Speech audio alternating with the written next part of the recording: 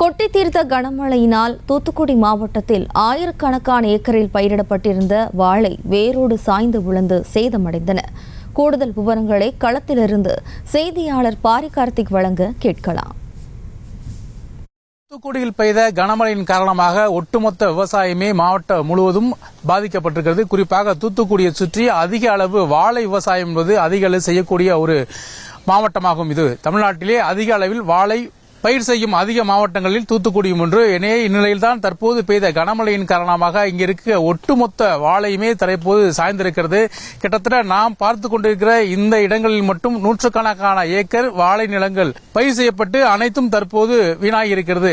தரையோடு தரையாக போன வெள்ளத்தில் அப்படியே சாய்ந்து கிடக்கிறது. கிட்டத்தட்ட லட்சக்கணக்கான ரூபாய் இதன் மூலமாக விவசாயிகளுக்கு பெரிய அளவில் பாதிப்பை ஏற்படுத்தியிருக்கும். கண்டிப்பாக இந்த இடத்தை பொறுத்தவரைக்கும் அதிக அளவில் தற்போது நாம் நின்று கொண்டிருக்கிற இந்த சீவகண்டம் தொகுதிக்கு உட்பட்ட பல்வேறு இடங்களில் வாழை மரம் தரையோடு தரையாக சார்ந்திருக்கிறது.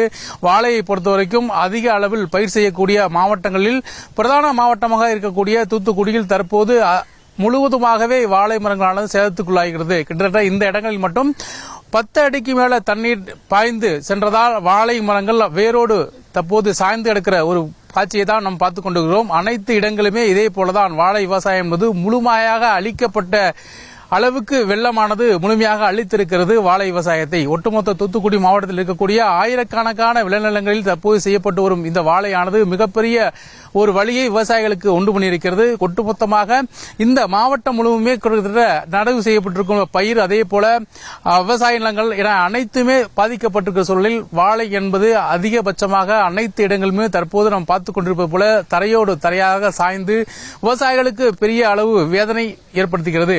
ஒரு பக்கம் வாழை பெரிய அளவில் விற்பனை செய்யப்படவில்லை என்ற தொடர்ச்சியான விவசாயிகள் வேதனை சொல்லக்கூடிய நிலையில் தற்போது இந்த வெள்ளமானது ஒட்டுமொத்த அவர்களோட வாழ்வியலே தற்போது கேள்விக்குறியாக்கி இருக்கிறது.